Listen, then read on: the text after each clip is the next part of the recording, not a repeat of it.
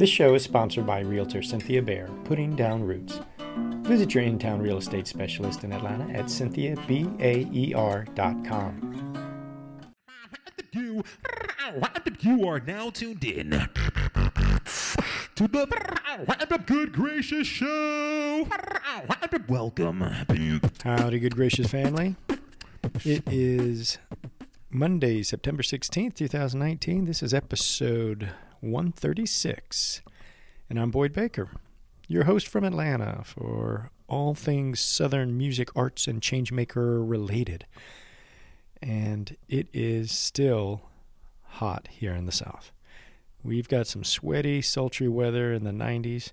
Does not feel like fall, but I got my fingers crossed. It's coming. Change is coming. Just like our live show, Good Gracious number 16, is also coming, and that is in just a couple weeks. September 28th, Saturday. We've got an amazing lineup. The thing that really blew me away here is I didn't pay attention. All of a sudden I turned around and I was like, hold it, it's been 5 years since our first live show. I mean, we've been doing this 5 years. I've been toting this wonderful collection of amazing people with me, and the volunteers and the folks that have come in and helped and supported. It's pretty amazing. Pretty impressive that I'm still alive and people are still coming to the show and we're still doing it. But if you haven't been to a show, you need to come. This one is going to be super spectacular because it's National Good Neighbor Day. So you're going to come meet some good neighbors and you're going to have some fun. We got Dad's Garage coming to do comedy. We got Spinster, Foothill Brothers, Larry Berkeley coming to do some music. Tom McGowan's going to do storytelling. Got a little neighborly story to share, and who knows what else. So mark your calendars, 8 o'clock, Saturday, September 28th. And, come on out and see what it's all about. It's a variety show like you've never seen before. And it's a lot of fun. So we got that going. But right now, this is the podcast 136 with the ever wonderful Trey Wright. If you paid attention, you go back a few episodes.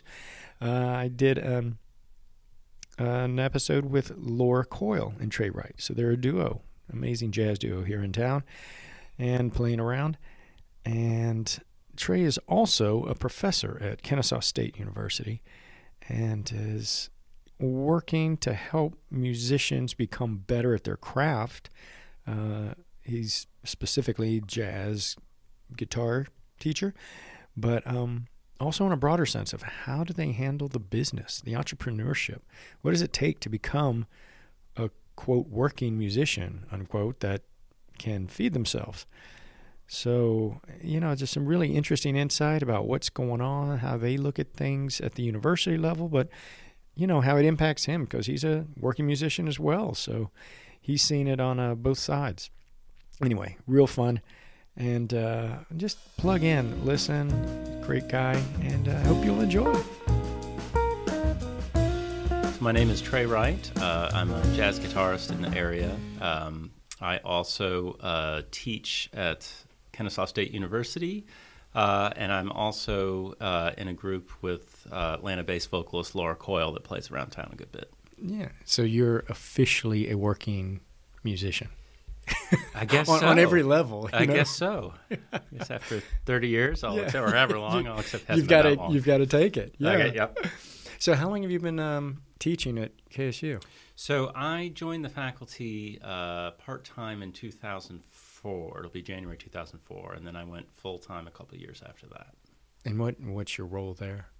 So my role is I run the jazz guitar program and the jazz combo program, and I also teach fun classes like the history of rock and roll, jazz history.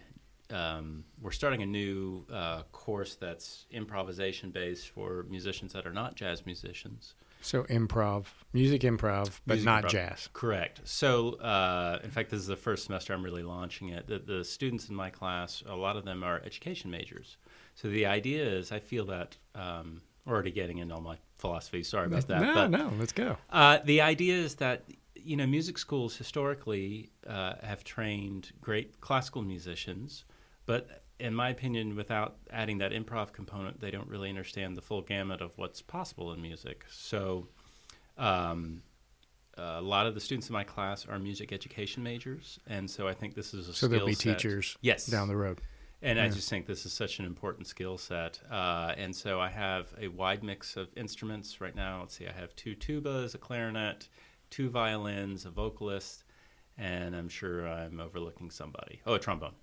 So you're going to have to improv with yes. with that kind of band. It's great though. I mean, I feel very passionate about this. I just think. Well, what do you think? What do you think the benefits of improv to a music education major? What does that do for them? Especially if you're, I'm guessing if you played tuba in the college marching band, and then you say, I want to, this is what I want to do. I want to teach people how to play. How does improv, color outside the line, so to speak? Wow, there's so many ways to go on this one. I mean, I think for the music educators in the group, I feel that improvisation is a great way to connect with students. So if they have a working body of how to improvise, even just a little bit, then this is something that they can pass on to their students and get those students excited about making music. Because a lot of times, the way we train musicians is, you learn to interpret dots on the page. But if you go back to Bach, Beethoven, all these guys were great improvisers, and I think it really informed their art and composition. So I think there's that. The other thing I've noticed too is every time I've taught a course like this, I'll have some students who are in, say, the orchestral program or wind ensemble, and they always come back to me and say, taking that class really helped me understand music better and really helped my playing in orchestra or whatever the ensemble is. So, what is it though? What is it about improv that opens those pathways, do you think? I think it's that. And when you say improv, maybe I'm not understanding exactly what improv means. Sure. Yeah.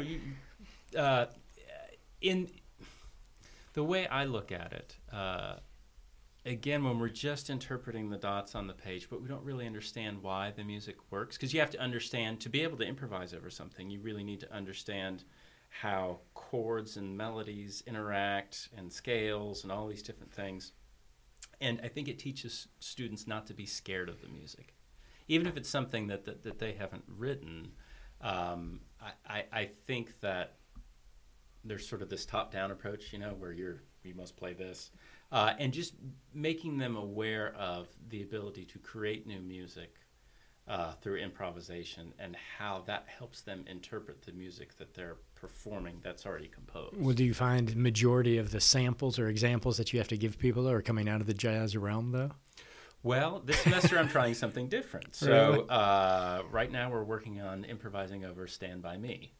And so I'm trying to incorporate some pop music just to kind of get over the hump. And then as the semester goes on, we'll get into more jazz concepts. Interesting. And the other thing is, too, particularly like the violinists and other instruments in there will come a point in their career in which they're asked to improvise. And I would much rather them stumble and make mistakes in front of me than in front of whoever's employing them. Yeah. Well, and, we've talked briefly in the past about music and education and what it means for musicians. And a lot of times, I mean, how did you come to your position at the university? What was your path to get from playing guitar to So teaching? my path was not very direct. A lot of times students ask me about my path, and I tell them, don't follow my path. Yeah. But here's, if you really want to know, here's what happened. So my story is kind of strange. I went to the University of Georgia. I didn't really know what I was going to study. I ended up getting a degree in sociology and was on a path to become a professor of sociology. So I was working on a PhD program, and I was still playing music. And the band I was in at the time, which was a band out of Athens called Squat, kind of a goofy name. But we started to really gain some steam, and as the story goes, that first semester of my graduate degree, I got really sick from carbon monoxide poisoning. You had the look on your face. Yeah. Carbon monoxide poisoning from a faulty heater. Oh, wow. Long story short, out of all that, I decided, you know what, maybe I'll give this band thing a try, and then kind of never looked back. eventually I went back and got a Master of Music degree from Georgia State, and then my good friend Sam Skelton was sort of relaunching the jazz program at Kennesaw State. It had been sort of a community band before that, some students, some community members, and he came in and said, I want it to be nothing but students, and we need to hire some more people, and so I sort of came in that second wave. Oh, nice. So my path is very bizarre. Well, yeah, but, it still informs, sometimes it's that journey that really makes a difference. Absolutely. Though, right? Mm-hmm. So, but how do you feel that music education is going right now, let's say at Kennesaw State? We've talked about folks who want to be musicians or even want to be in bands like Squat. Sure. It doesn't hurt to have an education, right. A degree. But where do you think maybe historically we've fallen short on doing that to get them the right tools they need to survive? Mm-hmm. Right? That's a very good question. So, and I think the way I tend to look at things is a little different than a typical academic professor. I think because of my background is really in performing, particularly with Squad, and also trying to manage that group, which had so many different personalities in it. And the only reason I ended up being the manager is I could keep a calendar. I mean, I had no skills. Yeah. So I want to fix that. So again, as we mentioned, the improvisation I think is important. I think helping them understand technology and the role technology plays now. And then the third piece that's actually probably more important than any of them is entrepreneurship. I personally feel it's a real travesty to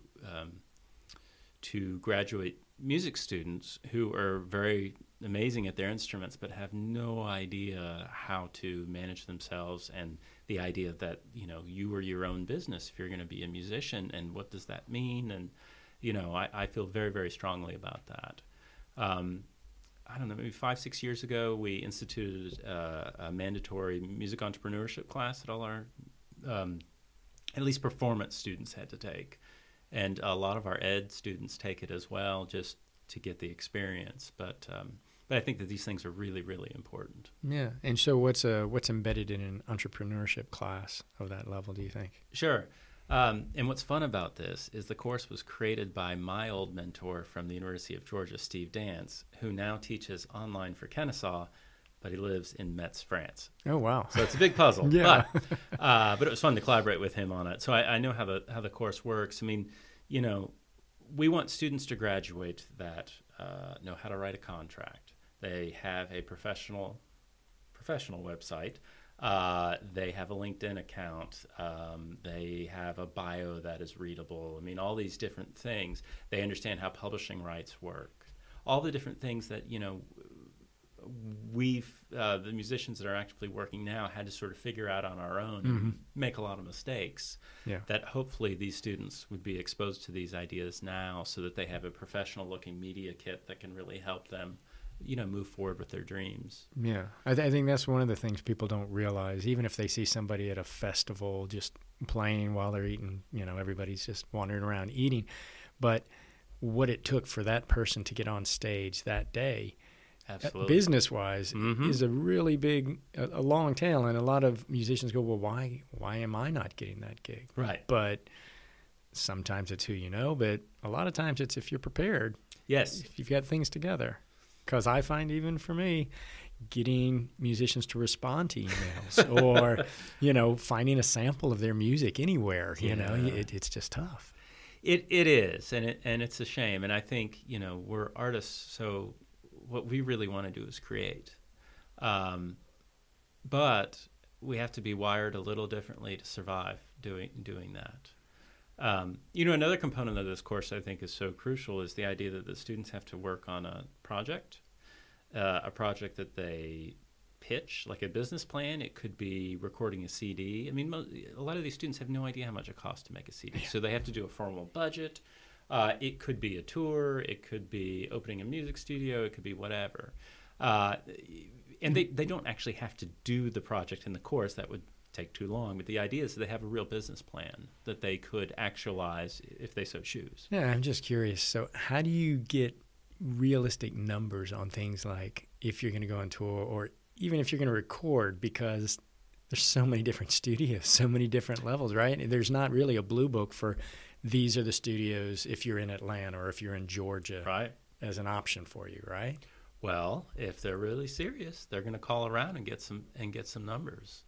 And something you said brings up a good point.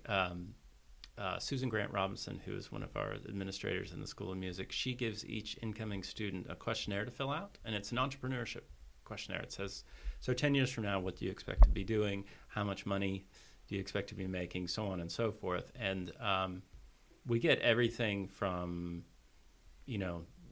not realistic. Nothing to millionaire. Yeah, Yeah, exactly. yeah. And what's great is as a studio teacher, meaning in the jazz guitar program, I get those surveys before they even set foot in the door. So I kind of have those opportunities to mentor these students and have those conversations about, well, I see you want to do X. Yeah. What's it going to take for you to get there? Yeah. And this is not a realistic number, just so you know. Yeah, exactly. Exactly. Sometimes that happens. Or sometimes it's like, you'd be surprised. You actually might be more successful than you think. Yeah, that's funny. Well, you've got with your project with Laura, who you've both been on the podcast before, but you've got a new thing coming up too. You've got a show coming up, but it's tell me what it is. Is it a fascination with Joni Mitchell? Is it a reverential display? I find Joni Mitchell people interesting because I'm not really sure I get it. Yeah, I understand. I mean, I know her, but there are people that yes, they're in all the way. They are in all the way. Yes. Hopefully, we don't scare any of those people off by what we do. No. So it's kind of funny.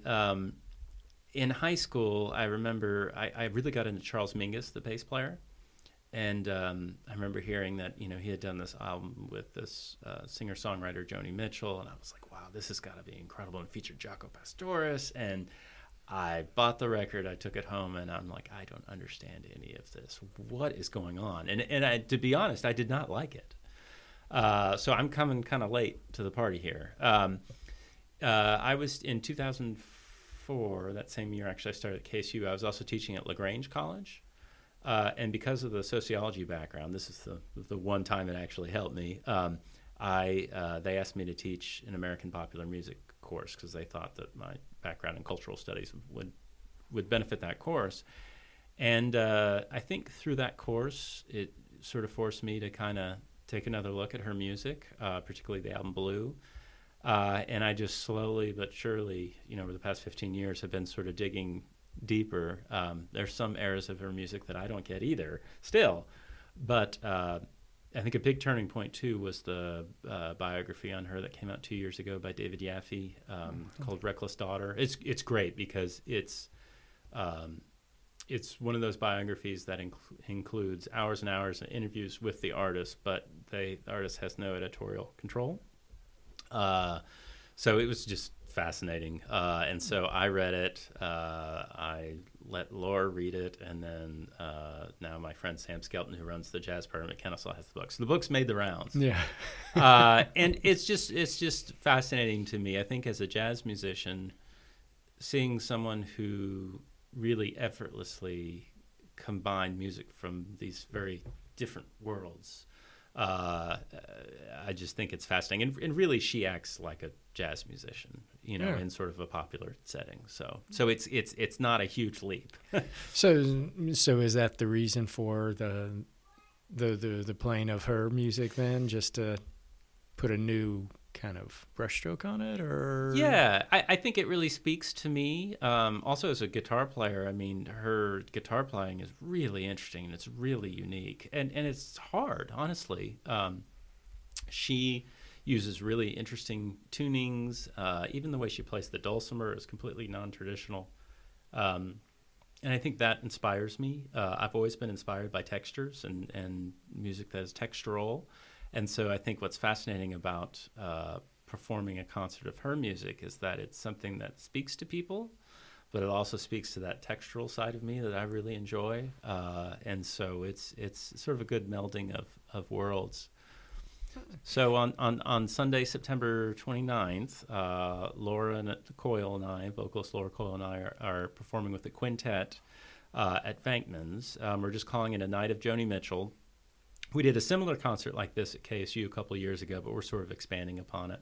It'll be fun in the background because Joni Mitchell was also a visual artist. So in the background, we'll be displaying some of her artwork. She painted the vast majority of her album covers, a lot of really interesting and telling self-portraits. It's really fascinating. So is this going to be a little bit of a history lesson as well as a musical experience? A little bit. Maybe? I don't want to go too over the top with that. No, you never know. There'll be some of that for Yeah, sure. yeah. But I'm hoping that people will come and just sort of have a good time. And the way we're trying to structure it too, and we've got these great musicians. Mace Hibbard, who has frequently collaborated with me. We have a band, the Hibbard Wright Project, that's played a bunch over the years. He's a great saxophonist, just got off the road with Lyle Lovett's large band. He's going to be in the group. Robert Dixon, former jazz bass instructor at Georgia State, is playing bass. And then my good friend Justin Chesarek on drums, who teaches with me at Kennesaw. So it's going to be just a great group. We're playing a mix of, at the Kennesaw concert, we sort of played the songs that spoke to us. At this concert, we're going to kind of meet it in the middle a little more. We're going to play a lot more of her hits, and then also songs off Hejira and the Hissing of Summer Lawns that we find so fascinating. Well, that's awesome. So it'll be at Venkman's in Old Fourth Ward on the 29th of September, and good food and good drink and good music. How bad can it be? Exactly. It's going to be a really, really great night, and we're hoping that people come. They'll definitely recognize some songs, but then there may be some things they've never heard before, and hopefully it'll help, expose people to her music a little more. I'm going to try to get some of my history of rock students down there to check it out. Yeah, that's terrific. And there's actually a piece I wrote that was on an album a couple of years ago entitled Joni that was sort of a tribute to her. We're going to be performing that as well, so. Oh, it's nice. going to be fun. Well, if folks want to find out more about the programs at Kennesaw State and the things going on, what's the best way for them to do that? Sure. The best way for all things Kennesaw, it would be musicksu.com. As far as the duo with Laura, the best website is lauratreyduo.com. And then I have my own website, treywright.com. So. All right. Well, thanks for coming in, Trey. Thank you so much, Boyd. Sure. Thanks for all you do.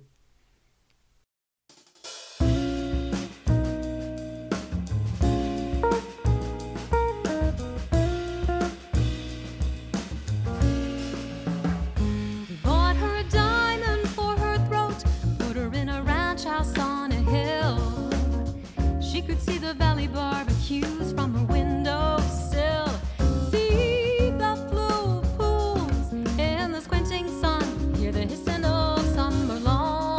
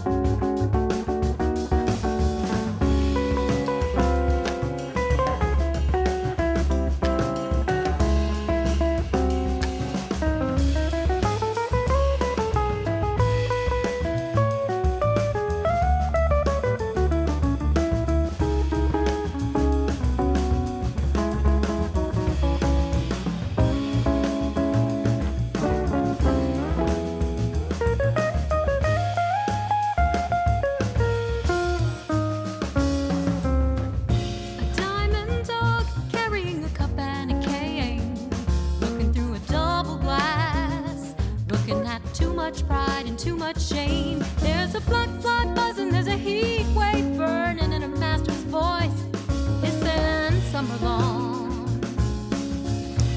Gave her his darkness to regret and good reason to quit him. He gave her a room full of Chippendale that nobody sits in. Still she stays with a love of some kind. It's the lady's choice. Listen of summer lawns. Darkness,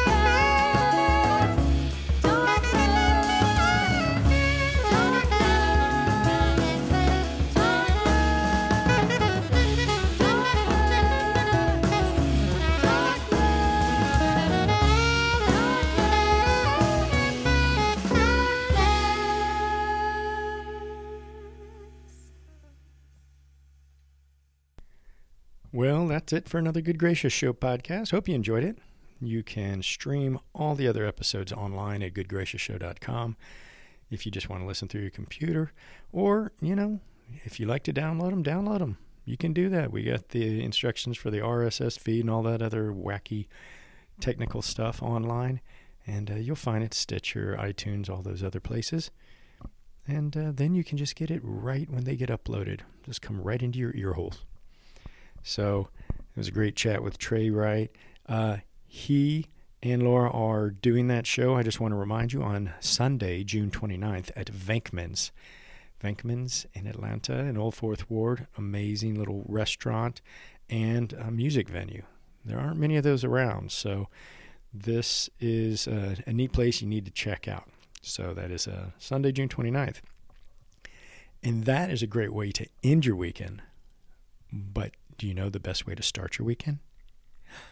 Saturday, June 28th, come see the live Good Gracious Show number 16 in Candler Park. We are going to have one heck of a time, and it is going to be quite the event. We got Dad's Garage coming in. We got music galore. We got storytelling. We got fun. Who knows? There'll be a few surprises. Maybe I'll pull you up on stage. You can recite a poem. I don't know, but it's a wonderful time. So I'd love for you to come out. Go to goodgracioushow.com and get your tickets. Otherwise, go out today and hug someone, be a good neighbor, and we'll talk to you real soon.